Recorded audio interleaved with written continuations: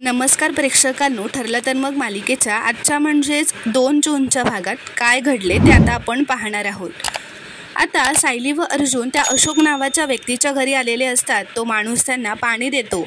तो असं विचारतो की वकील साहेब, आपली ओळख तर झाली, पण तुमचं माझ्याकडे काय काम होतं ते सांगितलं नाहीत तुम्ही. तर सायली असं म्हणते, अशोक काका, तुम्ही मला ओळखलत ना? तर तो म्हणतो, हो. तू वात्सल्य आश्रमात राहायचीस ना? तर सायली म्हणते, हो, मी सायली मधुकर पाटील, म्हणजे आत्ताची सायली अर्जुन सुभेदार. तर तो माणूस म्हणतो, हो आठवलं, मी हरीशला भेटायला यायचो ना तेव्हा तू असायचीस तिथे. तर अर्जुन म्हणतो, ॲक्च्युली आम्ही हरीशबद्दलच विचारायला आलो आहे. तुम्हाला वात्सल्य आश्रम केसबद्दल माहीतच असेल ना? तर तो म्हणतो, हो, पण काय झालं? हरीश अडकला आहे का त्यात? तर अर्जुन म्हणतो, एक्झॅक्टली काय झालं आहे ना ते सांगता येणार नाही, थोडंसं कॉन्फिडेन्शियल आहे. मला फक्त सांगा की तुमची आणि हरीशची मैत्री होती का?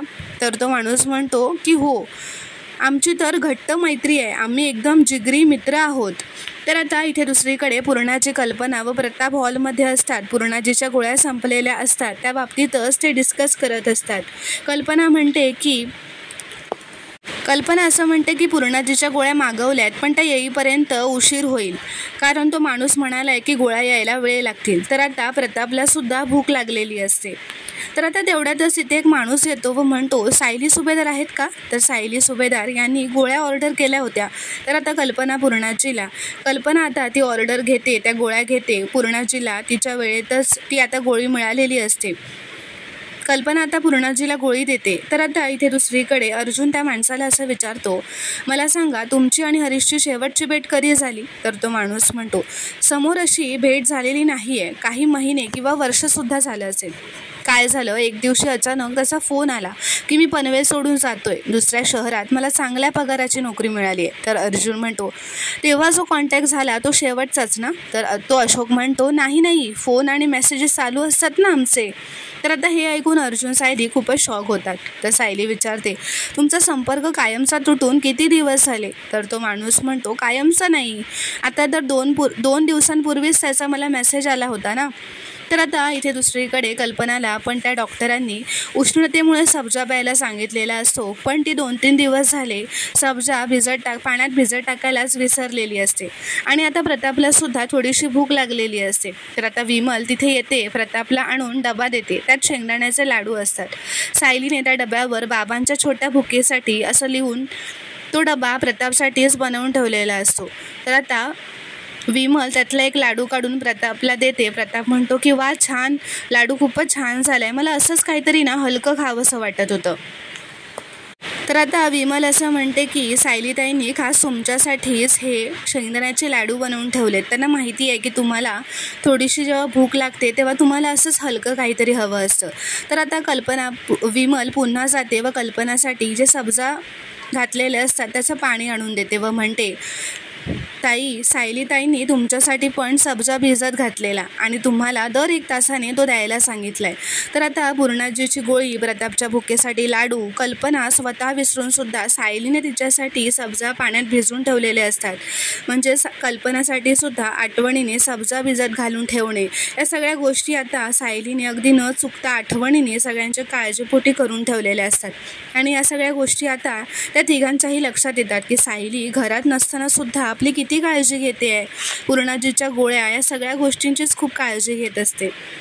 तर आता विमल असं म्हणते, मी तर हा सब्जा द्यायला विसरलेच होते तुम्हाला वहिनी मगाशी.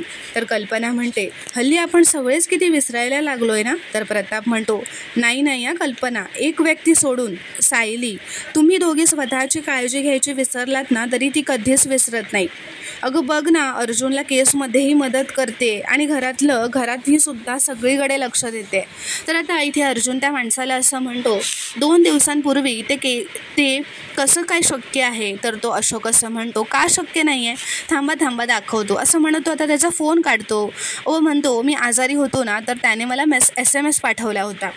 तो आता अर्जुनला फोन देतो व म्हणतो, हा बघा हरीशचा मेसेज, त्याच्या नेहमीच्या नंबरवरून केला आहे त्याने. तर आता अर्जुन त्या मेसेजेस बघून शॉक होतो. सायली विचारते, काका, हा हरीश काकांचाच नंबर आहे ना नक्की? तर अशोक म्हणतो, हो, त्याचाच नंबर आहे. तर आता अर्जुन सायलीला असं म्हणतो, काहीतरी गडबड आहे.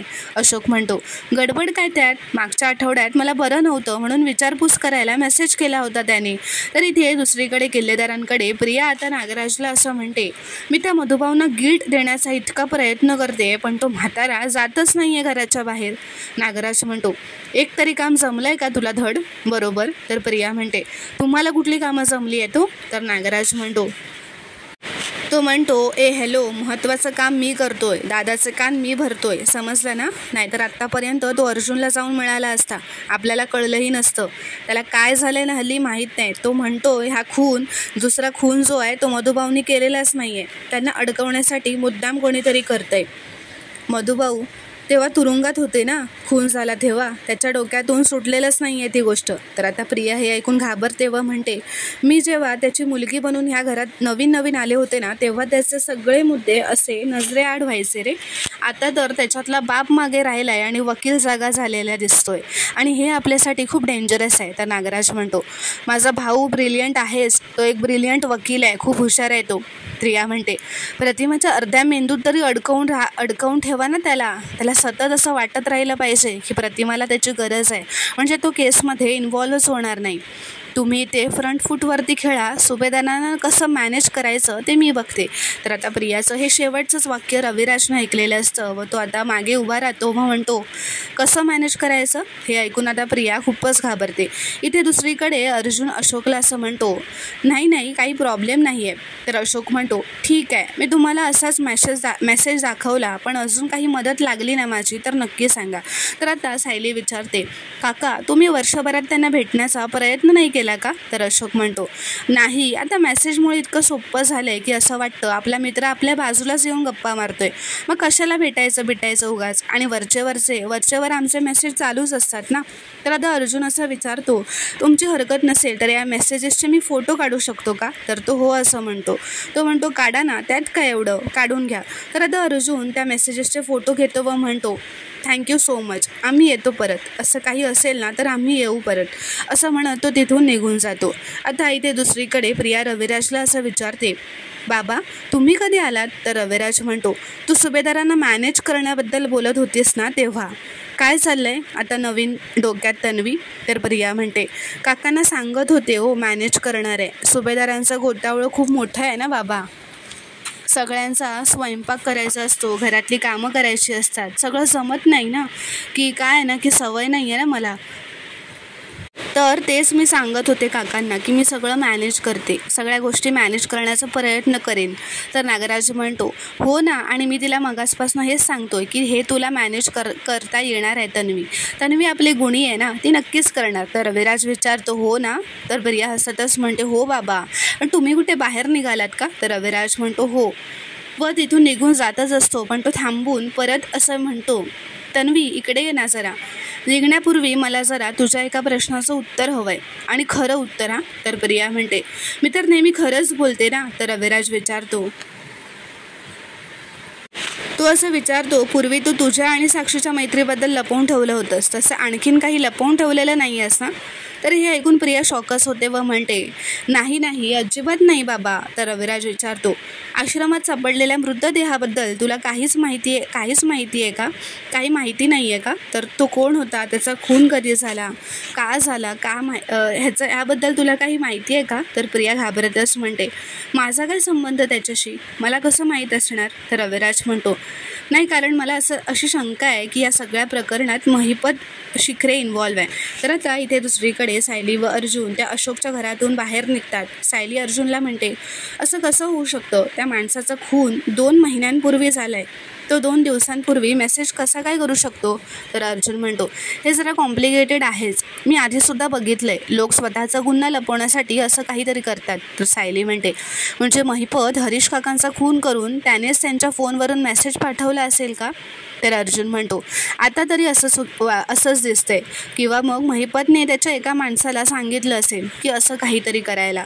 तर प्रेक्षकांनो, आता पुढील भागात काय घडणार हे पाहणं खूपच रोमांचक ठरणार आहे. व्हिडिओ पूर्ण बघितल्याबद्दल धन्यवाद. व्हिडिओ आवडल्यास कॉमेंटमध्ये नक्की कळवा व चॅनलला प्लीज सबस्क्राईब करा.